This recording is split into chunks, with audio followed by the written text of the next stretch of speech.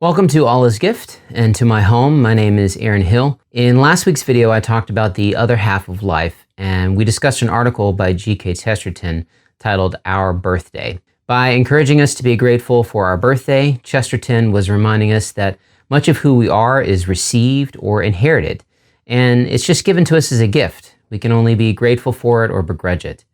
Our birthday is an opportunity to be grateful for the things that have been given to us by our parents, by our ancestors, even for the things that have been given to us by the country in which we were raised. But for many people around the world, and especially in America, their heritage, the color of their skin, where they were born, all of these things can feel like a curse. So to think about this, I sat down with one of my good friends, Michael Yorke.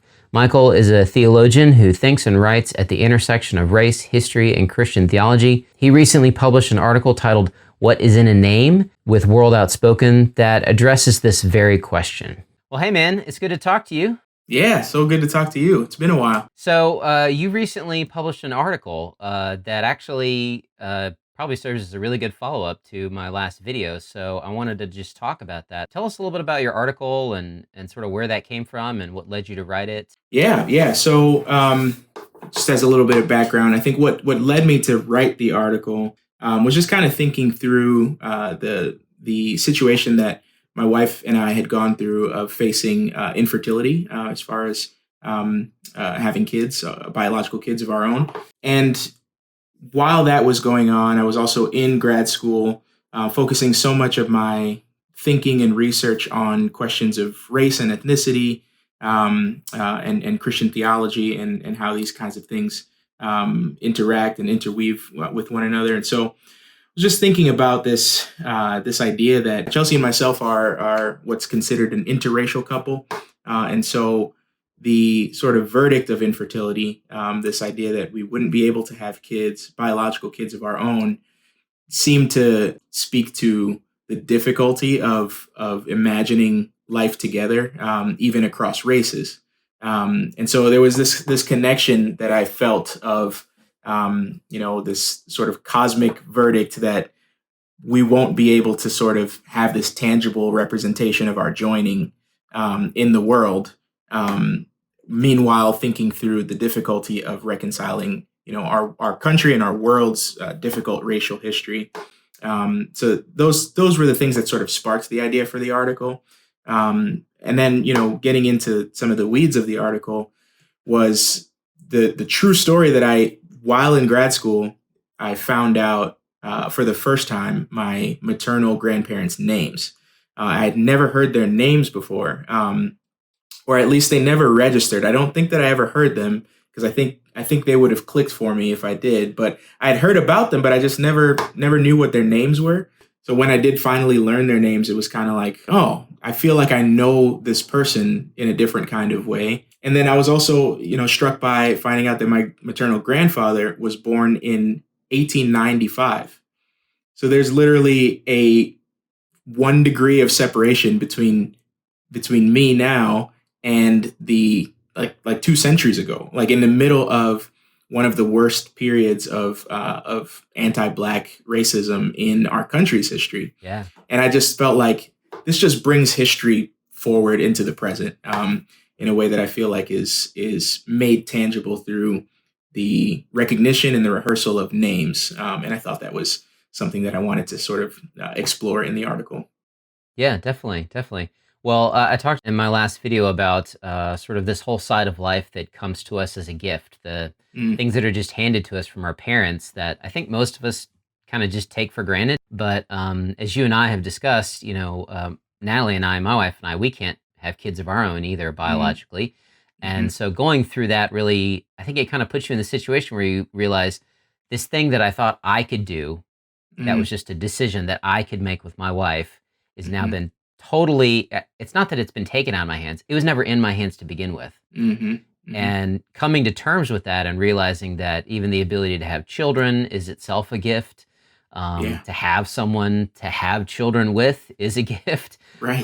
And there's this whole side of life that you just don't really have control over, but contributes so much to who you are.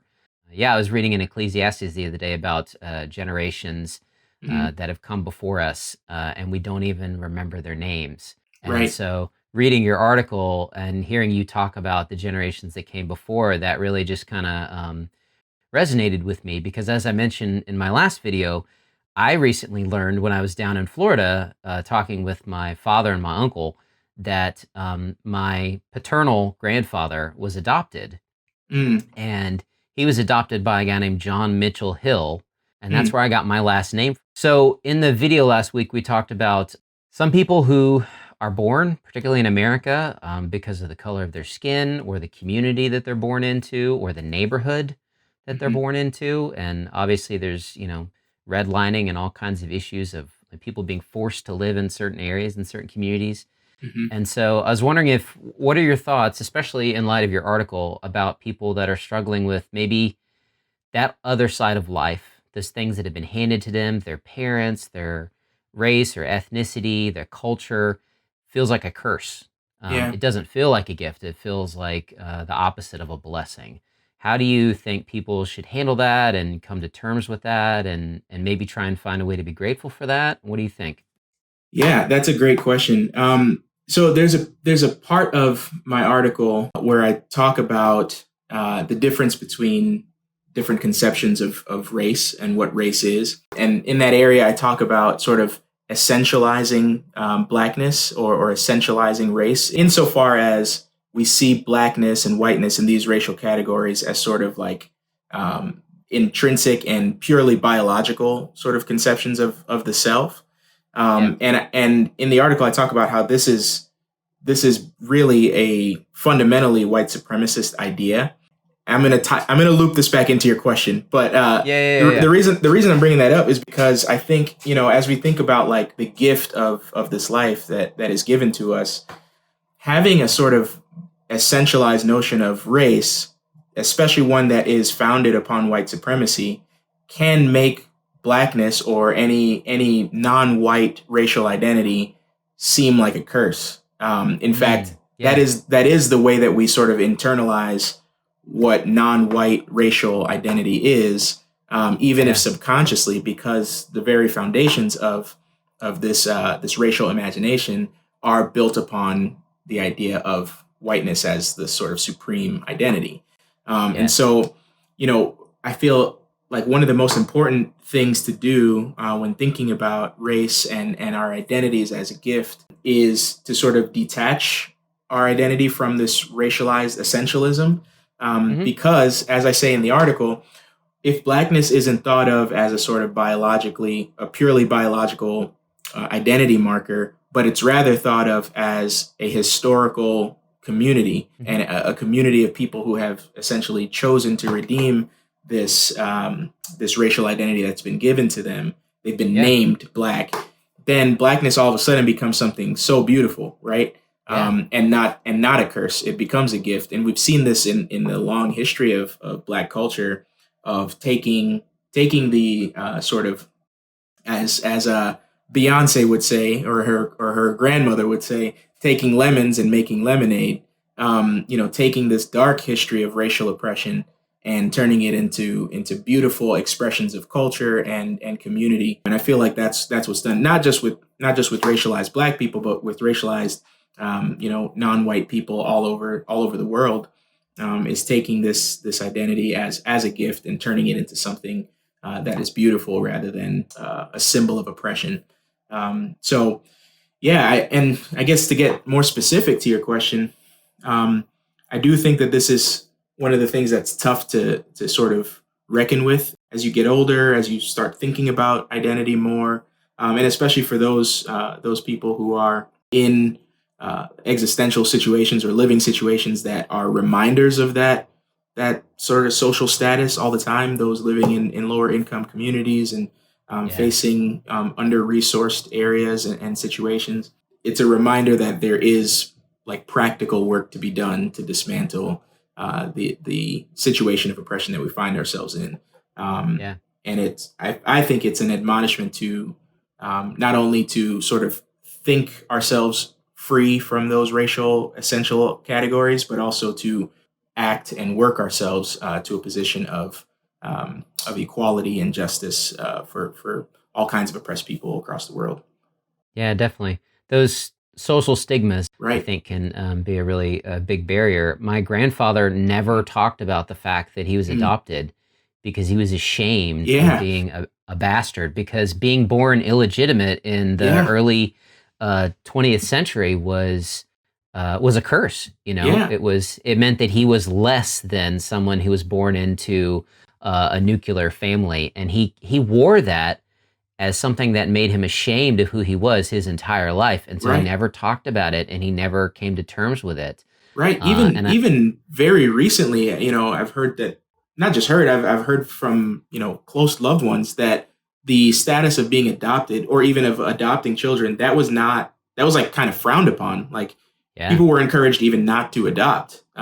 yeah, Not very long ago. So yeah. it's really There was a interesting. reason why they hid it from children that they were adopted, because they thought Right. knowing that they were adopted was actually going to cause them to feel guilt and shame. Right. Right. Yeah. Yeah. Definitely. Yeah.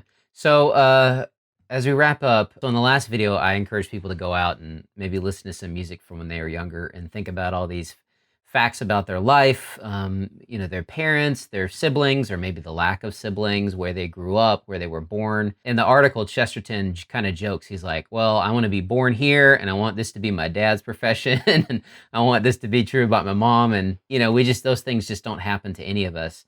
So my question to you is, this whole month of June, our country has been wrestling with race and racism, and a legacy of treating certain people who look a certain way as if those facts about their life are a curse or something that makes them less than the rest of society. So, what would your encouragement, or how would you encourage them to maybe wrestle with and come to a place of appreciation and gratitude for that side of life? Sorry, I don't mean to keep bringing up the article, but it keeps reminding me Yeah, of no, certain no. aspects of the article. One of the things that I say in there is that the hard work that needs to be done is reckoning with our own personal sort of histories and identities, and sort of imagining together what a future together would look like, right? And so I think that an encouragement to folks, now, especially in the sort of political climate or the national climate, it's a good time to think about the ways that our racial identities have controlled more of our lives than we Mm, maybe previously thought. So, for those who are racialized white, I think there's a tendency to think of race as something that other people have, um, and to think of race as an issue that we need to deal with, but you deal with it yeah, from the outside looking yeah, yeah, yeah. into the problem, right? Rather than an identity sort of Yeah, situation that we're all wrestling with. So, white, racialized white identity is also a construct, right? There's yeah, not a default position, yeah, and then race is everything else. And so I think there's a gift there, actually, and not just hard work. I think the gift is freeing, for those who are racialized white. It's freeing themselves from the burden of having to be white in that sense, and to sort of have that uh, role to play in society, a role that most folks mm, probably don't know that they're playing. But I think a deeper look into our history, and into the situation that has led us to where we are now, reveals that no, there actually is quite a bit of work that goes into yeah, being quote unquote white, and that's work that needs to be done. And there's a gift in doing that, and I think that gift is freeing us to imagine life together in more yeah, productive and constructive ways. For those who are racialized, black and brown, I think that there is a gift in looking at, I think, freeing ourselves from the burden of essentialized identity, essentialized racial identity. And so, like I said before, thinking of your blackness or your brownness or whatever as a community tie, as a community, as a yeah, relational identity, rather than as an intrinsic sort of biologically essential identity. I think that there's a lot of freedom and gift there as well. yeah, definitely, definitely. It's the difference Yeah. between willingly associating with a group of people rather than feeling like you've been assigned a sort of lot Right. in life. Yeah, definitely. Right. definitely. Yep. And I think what's fascinating to me is the ability, that you being able to go back and explore your own personal history and how that sort of developed gratitude in you, and Mm-hmm. learning your grandparents' names and people in your family Mm-hmm. history. And I've gone through a similar experience myself with sort of learning about, Yeah. my mom's side of the family that came here from Germany during a famine, and you just learn about all these different sides Mm. of your past. And for me, Yep. it's developed a gratitude of like thinking about all these people who've made all these different decisions in life, and so much of it has been outside of their control, Right. and yet all of that has led up to me being here now and being able Yeah. to be friends with you Yep. and make these kinds of videos to encourage people. So yeah, definitely awesome. Yeah. Well, it's Yeah. good to Good talk to you, stuff. man. So good to talk to you. Thanks for the invite. Yeah, definitely. Yeah, I'll talk to you later.